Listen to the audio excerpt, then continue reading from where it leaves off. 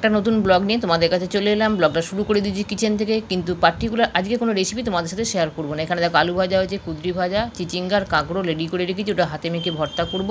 এখানে মাছটাও ধুয়ে পরিষ্কার করে রেখেছি, এখন নুন হলুদ মাখানো হয়নি। ভাত তো এদিকে বসে গেছে।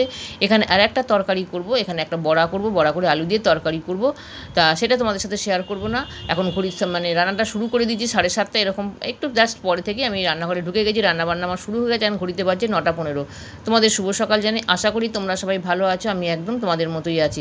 এখানে বড়াটা করছি, আমি পেঁপের বড়া করবো। আজকে ভাজাভুজির ওপরই বেশি হচ্ছে। আর পেঁপেটা বাবা ইদানিং খেতে চায় না, অথচ নিজেও বলে পেঁপেটা আমার লাগবে আর কি, ওনার দরকার আর কি। তা পেঁপেটা কী করবো, রোজ মাঝে মধ্যে কী করে ভাজা করে দিই, কুড়িয়ে আর কি। তা আজকে ভাবলাম তরকারি করি। তা ভালোই লাগে খেতে, খারাপ তো মোটেই লাগে না, আমাদের তো ভালোই লাগে। আর যখনই না এই যে ধরো পেঁপের যে বড়াটা করছি, আমি তোমাদের অনেকবারই বলেছি, আমি কোনো চিন্তাভাবনা করে একদিন আগে একটা কেটে টেটে রাখা হয়, আর পরের দিন আমি আবার ডিসিশানটা চেঞ্জ করে ফেলি, আজকে আমি এইটা করব। তা যখন এই বড়া টাইপের করি না, ধনেপাতা আমার হাতে প্রায় থাকেই না, অবশ্য নিচে গেলেই পাওয়া যায়, সেটা আর এই আলসেমে আর কি বলে না, যত খেতে পেলে শুতে যায়, আমাদেরও হয়েছে সেই অবস্থা। তাই দেখো পেঁপের বড়াটা করছি, এদের একটু ধনেপাতাটা দিলে খুবই ভালো হতো, কিন্তু বললাম কুড়েমো আর ছাড়া কিচ্ছু নয়। দেখো যে বড়াটা হচ্ছে খুব সুন্দর হয়, টেস্টফুল হয় খেতে খুবই। তা তোমাদের তরকারিটা আমি কেন দেখাচ্ছি না, কারণ আজকে অনেক দিন পর তোমাদের সাথে কিছু কিছু কাজের ঝলক তোমাদের সাথে শেয়ার করব। ওই বারবার ট্রাইপডে মোবাইল সেট করাটা একদমই সম্ভব না, তো কাজের অনেকটাই দেরি হয়ে যায়। আর এর ফলে কি আমার অনেকবার মোবাইল আছাড় খেয়েছে, যার ফলে আমি আর মানে ওই রিক্সে আমি যেতে চাই না। তাই আজকে সেইভাবে রান্নাটা তো তোমাদের মাঝে মধ্যেই দেখাচ্ছি, তাই আজকে রান্নার পার্টিকুলার কোনো রান্না তোমাদের সাথে শেয়ার করছি না। এখানে দেখো আমার সমস্ত কাজ কিন্তু আমার হয়ে গেছে, রান্নাঘর পরিষ্কার, গ্যাস পরিষ্কার সব হয়ে গেছে। আর এখানে ফলগুলো ধুয়ে রেখেছি। রান্না করার পর রান্নাঘরের কাজটা যদি পরিষ্কার পরিচ্ছন্ন, তাহলে খুব দারুণ ভালো লাগে, মনটা খুব এতক্ষণে শান্তি হলো।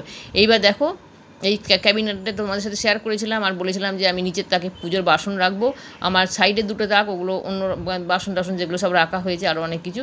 আর এই নিচের তাক হচ্ছে ঠাকুরের বাসনগুলো রাখবো। এখানে একটা বড় হাঁড়িটার মধ্যে সমস্ত ছোটো ছোটো যে বাসনগুলো থাকে, যে পুজোর কাজে যেগুলো লাগে আর কি, এই বড় হাঁড়িটার মধ্যে সব ভরে দিয়েছি। ওখান থেকে একটা স্টিলের হাঁড়ি আছে, ওর মধ্যেও আমি বেশ কিছু ভরে দিয়েছি, যার ফলে কি জায়গাটা অনেকটাই বেঁচে যাবে। তার সত্ত্বেও যে জায়গাটা আমি এতটা পাবো সত্যিই ভাবিনি, তার কারণ জায়গাটা খুবই ফ্যাটাল ছিল, এক তো কর্নার, তার উপরে বেশ থাম পড়ে গেছে আর কি।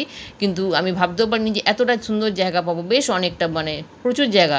উপরের তাক যেখানটা গুছাচ্ছে তার উপরটা সেম আর কি। তা এইটা হয়েছে, এখনও ওপরের অংশটা হয়নি, মিস্ত্রি লাইনে কাজ, ওই ঢিলে ঢিলে করে কাজ করে। এবার ঘড়িতে বাজছে দেখো 2:20। এখন বাবাকে আমি শেকটা করে দেবো। ভাত তো তোমরা জানি খাওয়া হয়ে গেছে, ওনার 10:30টার মধ্যে কমপ্লিট হয়ে গেছে লাঞ্চ। এবার 2:20 বাজছে, আমরাও খেতে বসবো। আমরা বলতে মেয়ে বাড়িতে থাকলেই এই দেরিটা হয়, নাহলে আদারওয়াইজ আমি এত বেলায় আমার খেতে একদম ভালো লাগে না, ভাত খেতে আমার একদম ইচ্ছা করে না। কিন্তু মেয়ে বাড়িতে থাকলে কখনোই তাকে ফেলে রেখে তো খাওয়া যায় না। আর ওখানে বাবাকে আমি শেক করে দিয়েছি। আর টেবিলে দেখো দেখতে পাচ্ছি 3টে তাল এসেছে। বাবাকে বলেছিলাম যে তাল আনবে একটা মাঝারি সাইজের, আমাদের ওটাতেই যথেষ্ট। কিন্তু বাবা হাসতে হাসতে 3টে তাল এনে আমার যেন বাঁশ এনে দিয়েছে। আর কি বলবো, কেন বলবো তো, বাঁশ বললাম আমার এইসব ভালো লাগে, মানে ওই যে তাল মারিবার করা আর আটা মাখা, এইসব আমার একদম ভালো লাগে না কাজ। কিন্তু ভালো লাগে না বললে তো হবে না, যখন খেতে চায় বাবা খুবই পছন্দ করে।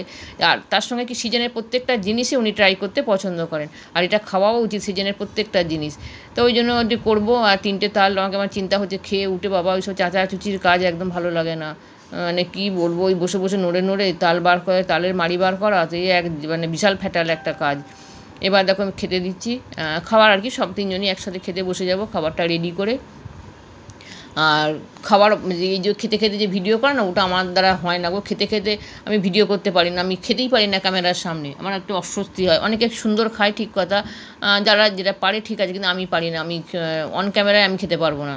আর কেউই পছন্দ করে না, মেয়েও পছন্দ করে না, আর বাবাও তো ঠিক, বাবা বা তার ছেলে আমার বর, এরা কেউই আনইজি ফিল করে আর কি।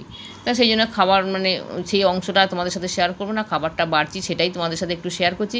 আর অনেক দিন বাদ দিয়ে তোমাদের এই যে বললাম না, কাজের ঝলক তোমাদের সাথে প্রায় শেয়ার করাই হয় না, আগে তাও করতাম, এখন দেখলাম মোটামুটি বন্ধই হয়ে গেছে করা হয়। তো ভাবলাম আজকে অনেক দিন বাদ দিয়ে একটু কাজের ঝলক তোমাদের সাথে একটু শেয়ার করি, তোমাদেরও নিশ্চয়ই ভালোই লাগবে। ছোট্ট ভিডিও থাকছে, খুব বড় ভিডিও একদমই থাকছে না।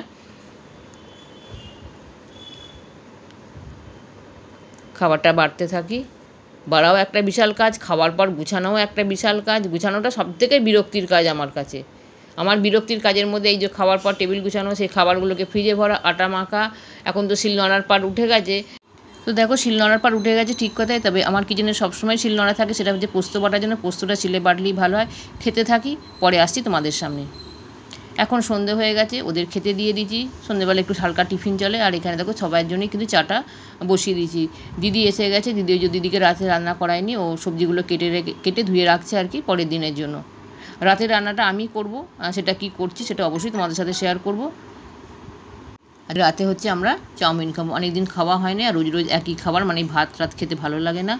তা আজকের ব্লগটা আমি এখানেই রাখছি। দেখা হচ্ছে পরবর্তী কোনো একটা ভিডিওর সাথে অথবা ব্লগের সাথে। তোমরা সবাই ভালো থেকো, সুস্থ থেকো। তাহলে আজকের মতো বিদায় নিচ্ছি, টাটা বাই।